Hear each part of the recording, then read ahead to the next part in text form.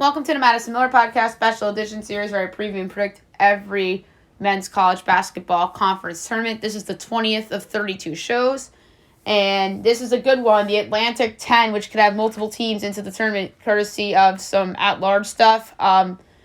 We've done a bunch. NEC, Atlantic-10, Horizon League, Patriot League, Big South, OVC, MVC, Sun Belt, West Coast Conference, SoCon, AEC, CAA, Summit, ACC, Big West, Conference USA, Metro Atlantic, WAC, Southland, and now the Atlantic-10. We're going to go over seedings first before we get into the fun and the picks.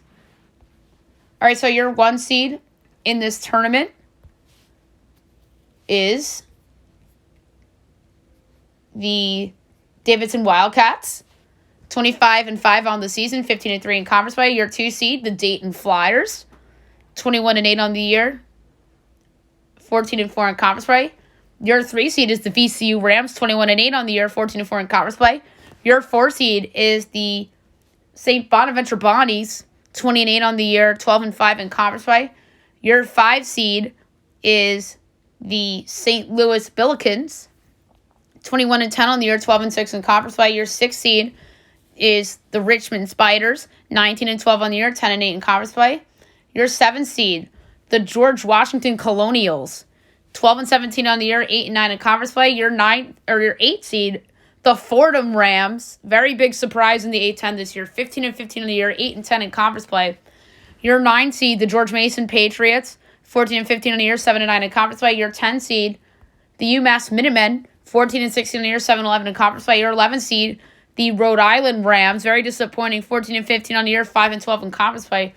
Your 12th seed, the LaSalle Explorers, 10-18 on the year, 5-13 in conference play. Your 13th seed, the St. Joe's Hawks, 11-18 on the year, 5-13 in conference play. And your 14th seed, the Duquesne Dukes, 6-23 on the year, 1-16 in conference play. Alrighty, so it all begins on Wednesday, March 9th, 1 o'clock Eastern on ESPN Plus from Capital One Arena in D.C., the home of the Wizards, the Capitals, and Georgetown. So you have the first game, 13 seed St. Joe's and 12 seed LaSalle. St. Joe's kind of had flashy moments throughout the season. 4 guys averaging double figures per game, led by Jordan Hall. And then LaSalle, been a bottom feeder in the conference for a while now. 3 guys averaging double figures a game, led by Clifton Moore at 13 a game and Jack Clark at 12 a game. My projection here, though, is St. Joe's by 2 5/8, total of 138 and 85 hundredths. So therefore, I have St. Joe's advancing to the second round.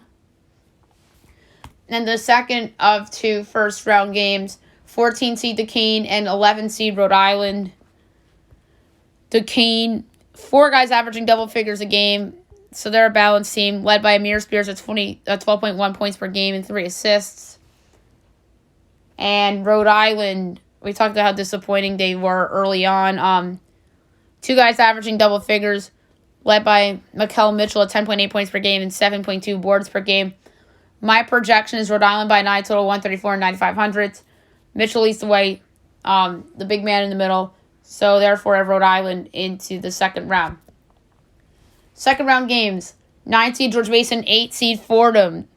This should be a fun one. George Mason, 4 guys averaging double figures a game, led by Josh Adoro at 18 a game.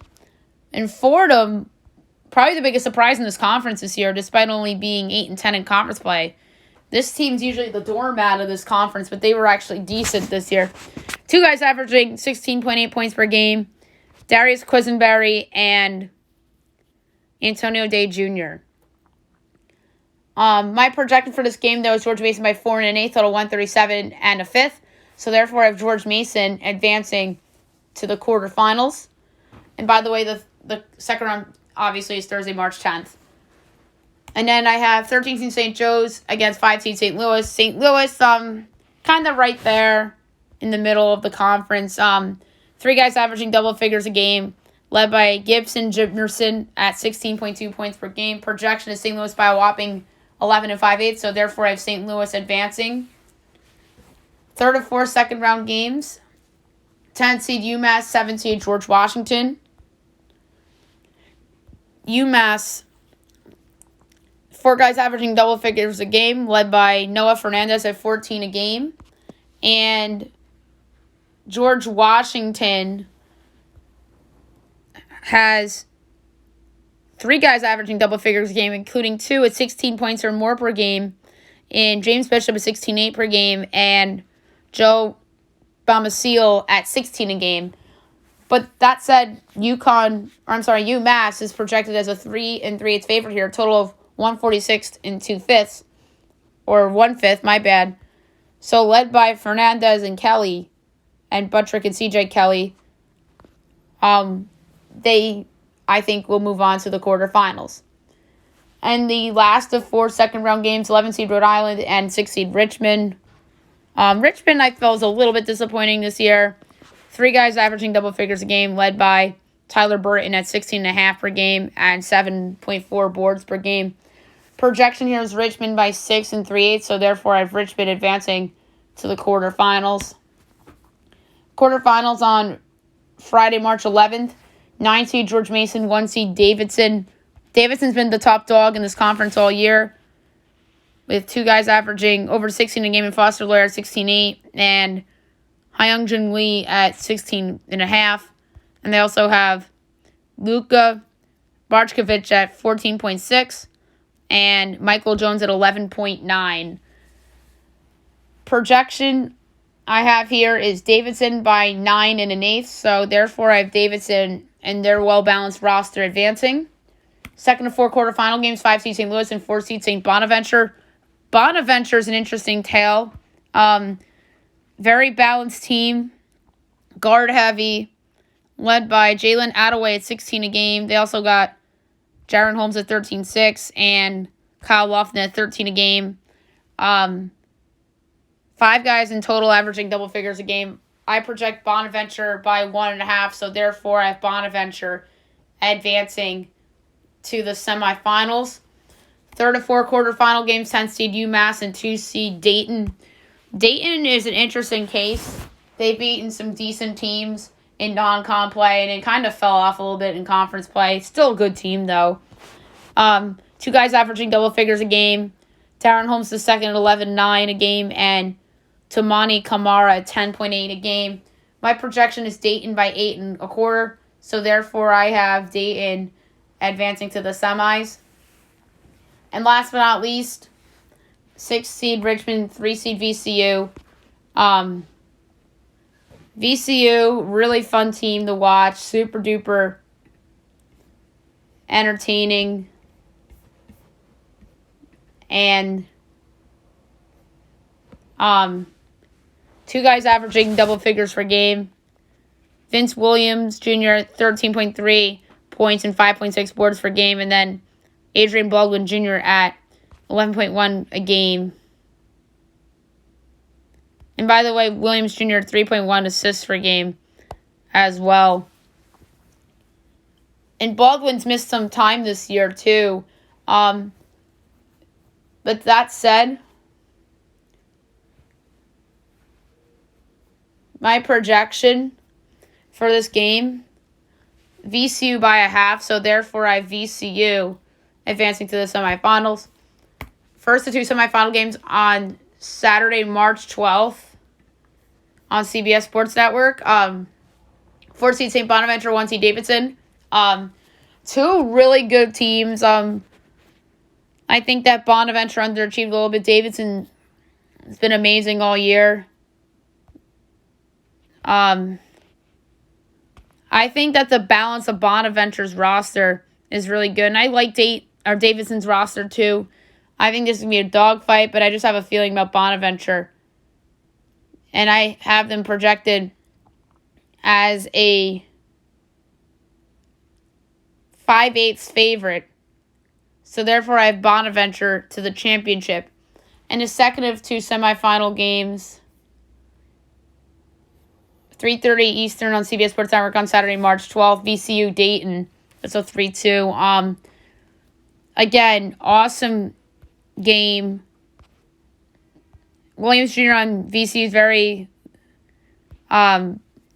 good. And then Dayton, I think, is a little bit balanced too, but less scoring, but more distributing. But my projections say VCU 3/4, so therefore VCU to the championship. So the championship on Sunday, March 13th, 1 o'clock on CBS. 4-seed St. Bonaventure and 1-seed and 3-seed VCU. Should be a good one at Capital One Arena. You may think that VCU has a little bit of a home court here because it's not far from Virginia. So the best players on the court will be Odway from St. Bonaventure and Williams Jr. from VCU. But I think that the depth of St. Bonaventure and the balance is really what I think could set them apart from VCU. So I'm going to pick St. Bonaventure to win the 2022 Atlantic-10 tournament as they punch an auto bid to the big dance. And my projection for them is as a 1 7/8 favorite. So they get the auto bid. So the question is, VCU and Davidson, are they at large teams if they were not to win the conference tournament? I'm going to say yes, and I'm going to say the team that would potentially get bumped from the at-large conversation if there's a bid stealer, it would be Rutgers, who doesn't deserve to make the tournament anyway, but they'll probably get put in because they beat all those good Big Ten teams in a row, like Wisconsin, Purdue, Michigan, etc. So that would be the team that would get potentially bumped. So if a non-Davidson or VCU wins this conference tournament, then I think that they're both safe as long as there's no other bid stealers in some of these other conferences like the American and conferences like that. So I think that for the time being, VCU is safe. I think Davidson's a lock regardless, but I think VCU is strictly on the bubble, and I think they're a bit of a wild card come Selection Sunday if they are not to win the conference tournament. And I think VCU has to win in the quarterfinals or else they're out. And then one of these mediocre Power 6 teams like a Rutgers or who I just mentioned earlier, or like Florida can get in theory. So we'll see about that. All right, now the odds to win this conference tournament. The favorite here is Dayton at plus 290. Davidson's plus 340. VCU's plus 420. St. Bonnie is plus 480. St. Louis is plus 750. Richmond 10-1. George Mason 18-1. Rhode Island 70-1. Umass 80-1. George Washington Fordham 200-1. LaSalle 250. And Duquesne and St. Joe's 500. So if I had to pick a long shot pick to win this tournament, this is a tough one because there's a lot of I look for elite scoring that could carry the load for a team to go dancing unexpectedly. But this is a pretty decent conference, so you could really talk yourself into anybody being a long shot, but maybe I'll just go with my actual pick for the value pick. Plus 480, St. Bonaventure. Why not? That would be it if there was an it. So I'm just going to double down on my pick and make that my value pick at plus 480 with St. Bonaventure to win the Atlantic-10 tournament. Alrighty, so that's it for the A10. Next up is another fun conference, the Big 12.